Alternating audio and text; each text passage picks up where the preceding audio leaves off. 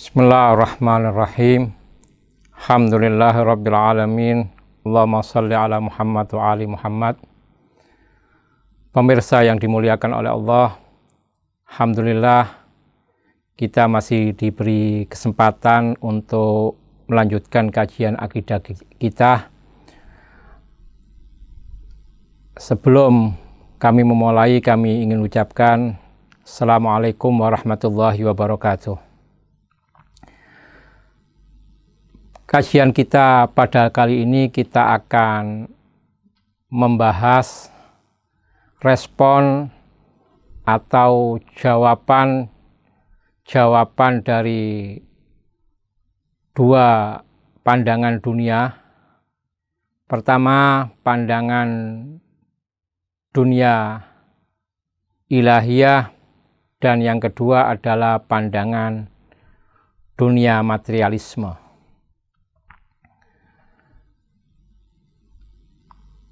Tentunya dua pandangan dunia ini, baik yang ilahiyah ataupun materialisme, memiliki jawaban-jawaban yang berbeda.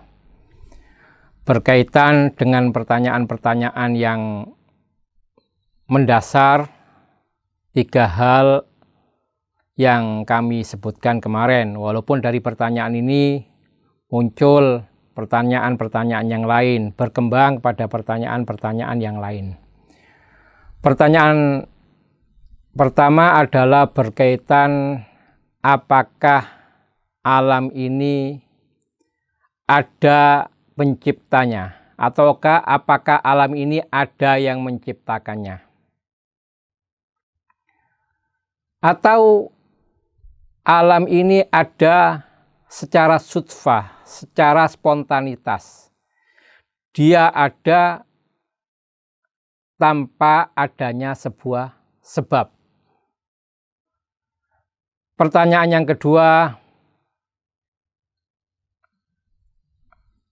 bagaimana berakhirnya perjalanan kehidupan kita?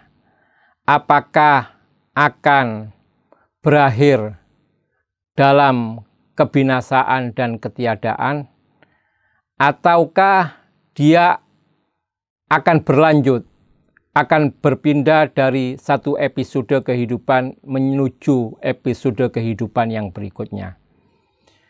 Dan yang ketiga adalah manakah jalan terbaik untuk kita tempuh dalam mengarungi kehidupan di dunia ini. Untuk merespon jawaban-jawaban ini, pandangan dunia ilahiyah berpendapat tentunya untuk bisa memahami jawaban dari pertanyaan yang ketiga, kita terlebih dahulu membutuhkan memahami jawaban dari pertanyaan yang pertama dan kedua.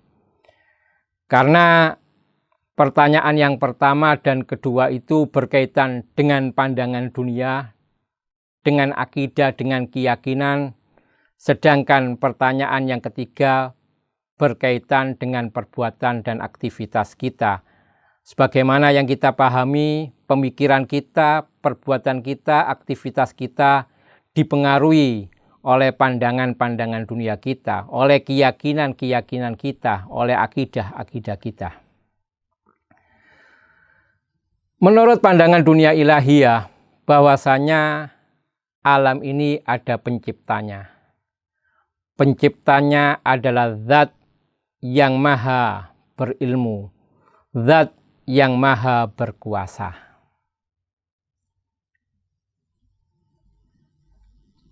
Untuk pertanyaan yang kedua, tentunya mereka meyakini dan memahami bahwasanya kehidupan di dunia ini bukan yang terakhir. Bukan berakhir dengan kebinasaan dan ketiadaan. Tapi setelah kehidupan ini kita akan berpindah. Kita akan menuju kepada episode kehidupan yang selanjutnya. Tentunya ketika kita meyakini dua hal di atas, maka bagi kita jalan terbaik untuk hidup di dunia ini, di alam realitas ini adalah kita mengikuti ketetapan-ketetapan Tuhan.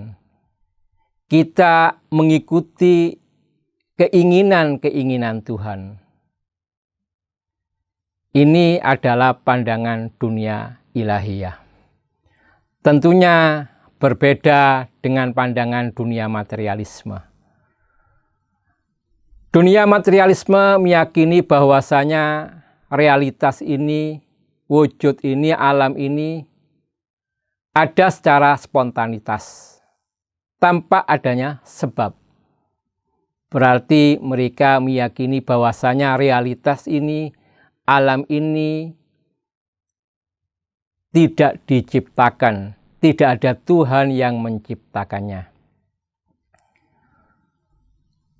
Untuk merespon jawaban yang kedua, pandangan dunia materialisme mengatakan bahwasanya kehidupan kita di dunia ini adalah kehidupan yang terakhir. Tidak ada lagi setelah ini. Kematian adalah kebinasaan. Kematian adalah ketiadaan. Berangkat dari pandangan, dari pertanyaan yang pertama dan kedua, dan setelah kita memahami jawabannya, tentunya pandangan dunia materialisme meyakini bahwasanya jalan terbaik untuk mengarungi kehidupan dunia ini adalah dengan kita memuaskan semua kebutuhan materi kita, kebutuhan duniawi kita. Bukan hanya keperluan-keperluan saja, tapi keinginan-keinginan kita pun kita puaskan. Dan kita menikmati semaksimal mungkin kehidupan dunia ini. Karena setelah kehidupan ini akan berakhir dengan ketiadaan. Tentunya dari pertanyaan tadi itu, dari 3 pertanyaan yang mendasar itu berkembang pada pertanyaan-pertanyaan yang lain.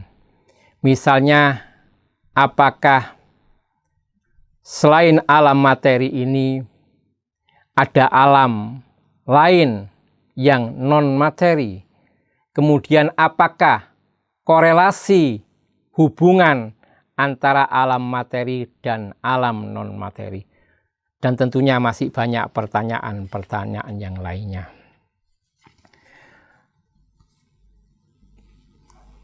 Kemudian dari jawaban-jawaban yang disampaikan oleh pandangan dunia ilahiyah ataupun pandangan dunia materialisme, perlu kita pelajari, perlu kita pahami, kira-kira metodologi manakah yang terbaik untuk kita bisa merespon dan menjawab pertanyaan-pertanyaan yang mendasar berkaitan dengan alam ini.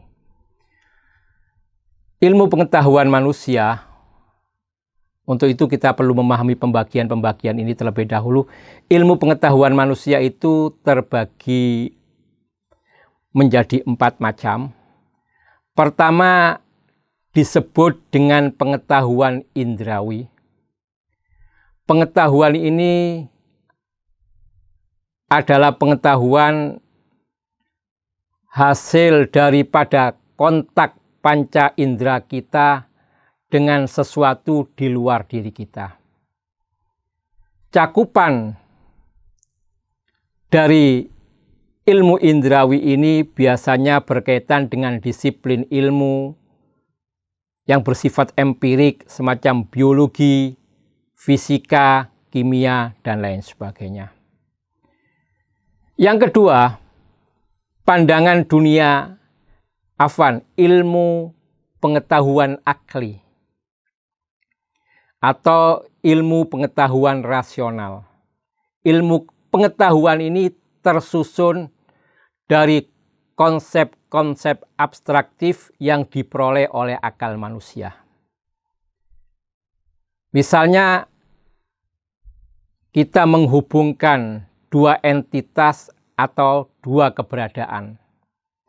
Akal kita melihat dua entitas, misalnya ada seseorang yang bernama Z.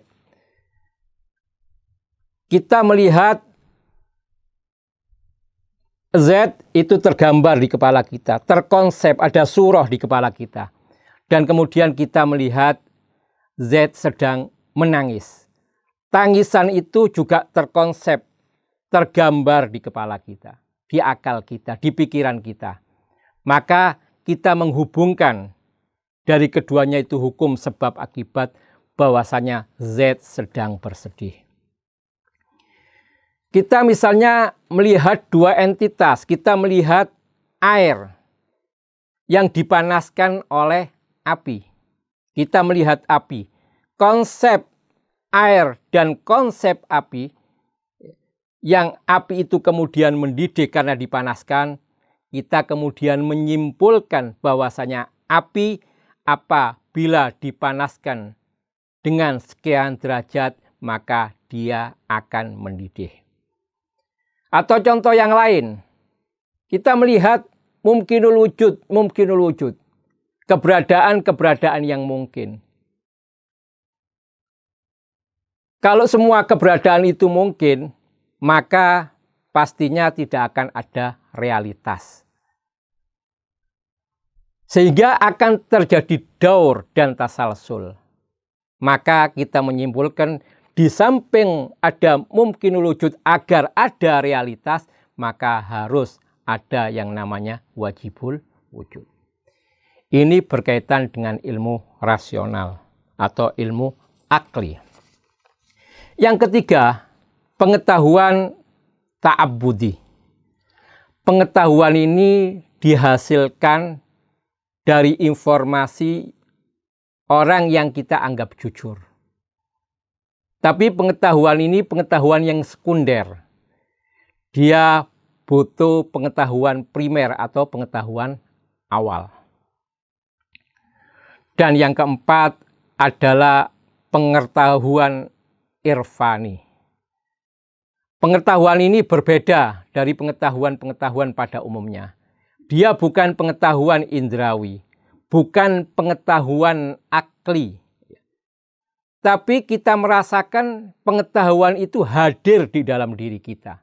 Seperti ketika kita membenci seseorang atau kita mencintai seseorang, rasa benci yang ada di dalam hati kita atau rasa cinta yang di dalam hati kita itu bukan kita dapatkan karena faktor pengetahuan indrawi atau akli, tapi kita merasakannya, kita mengetahuinya dan menyadari bahwasanya rasa benci dan rasa cinta itu ada di dalam diri kita. Tentunya karena kita dalam rangka mencari manakah instrumen yang paling ideal untuk menjawab pertanyaan-pertanyaan yang paling mendasar tadi, maka perlu kita menganalisa secara kritis. Tentunya dengan penganalisaan yang sederhana. Manakah di antara ilmu pengetahuan, 4 ilmu pengetahuan tadi yang paling ideal, yang paling cocok untuk membuktikan keberadaan Tuhan? Pertama, kita melihat pengetahuan indrawi. Pengetahuan indrawi ini jangkauannya sangat sempit. Karena dia hanya dihasilkan oleh panca indera kita. Baik secara langsung atau dengan menggunakan fasilitas semacam alat. Padahal kajian pandangan dunia itu lebih umum dan lebih luas. Misalnya, pandangan dunia ilahi meyakini bahwasanya Tuhan itu bersifat non-materi. Padahal panca indera kita hanya mampu menjangkau hal-hal yang bersifat materi. Maka mustahil untuk membuktikan keberadaan Tuhan atau ketidakadaan Tuhan dengan indera kita yang hanya mampu menjangkau hal-hal yang bersifat materi. Sedangkan Tuhan itu bersifat non-materi.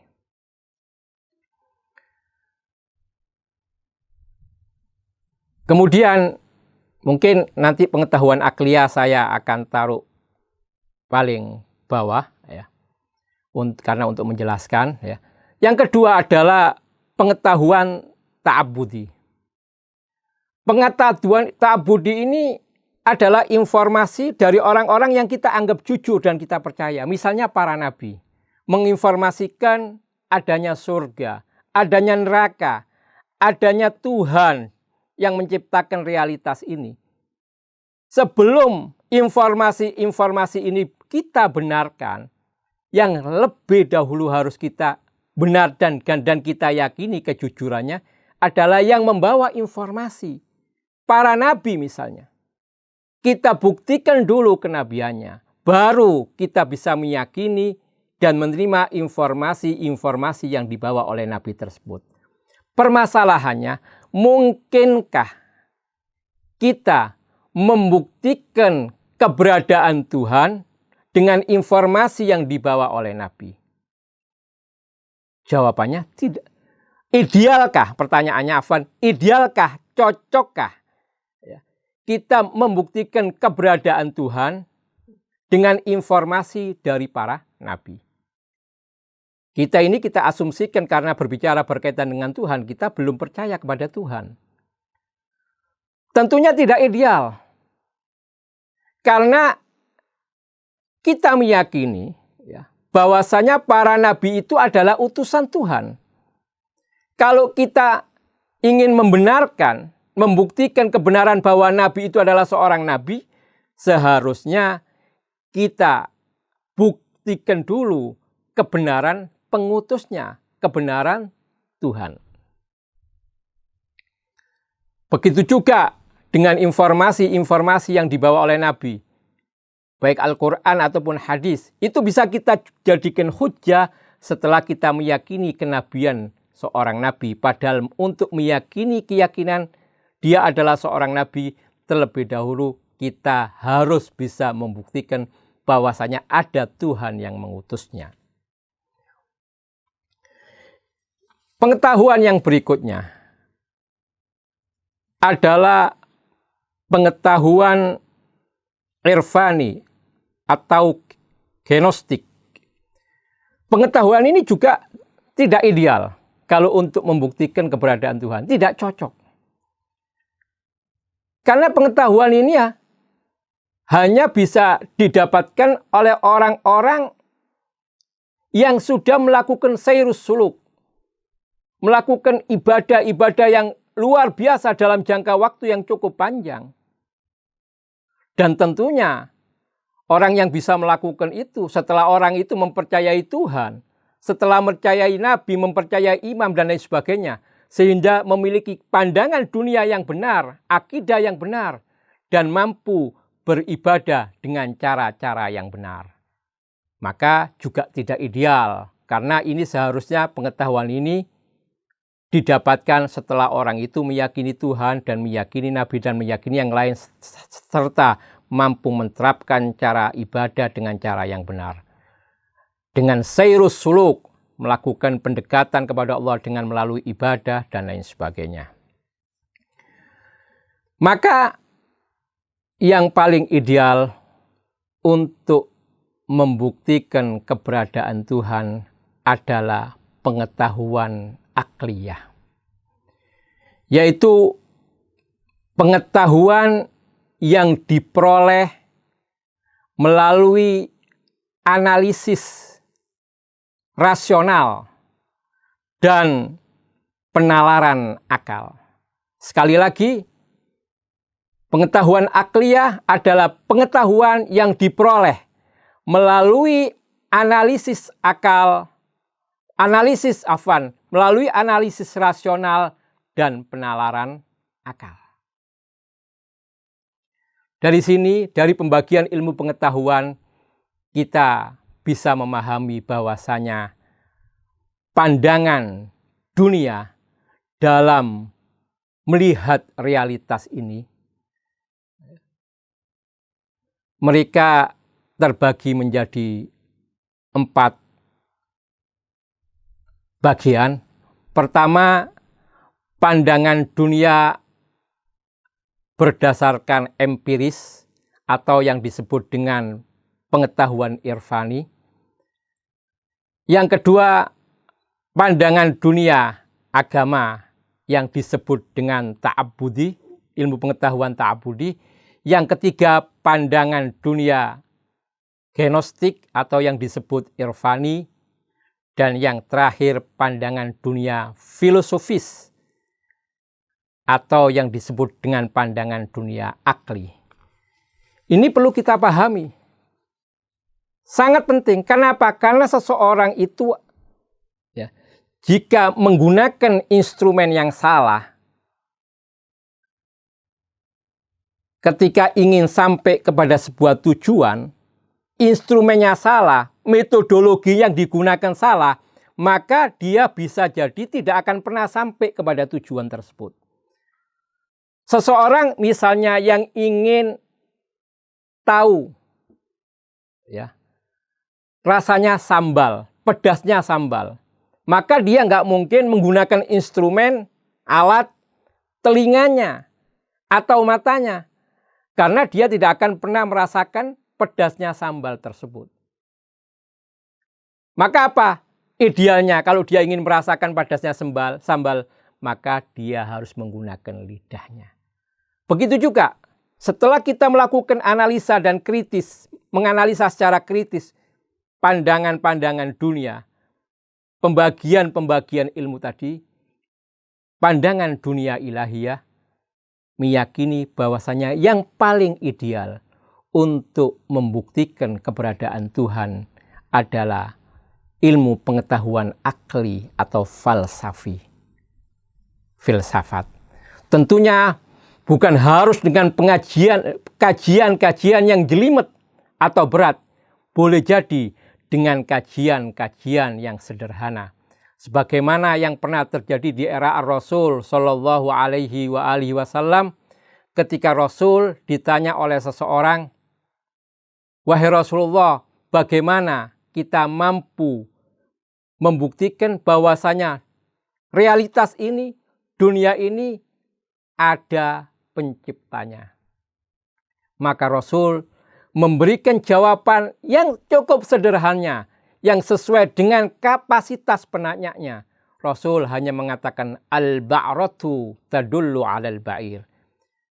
Karena baru saja memang ada onta yang lewat, maka Rasul memberikan jawaban dengan mengatakan al-ba'ratu tadullu 'alal ba'ir. Adanya onta, al-ba'ratu tadullu 'alal ba'ir.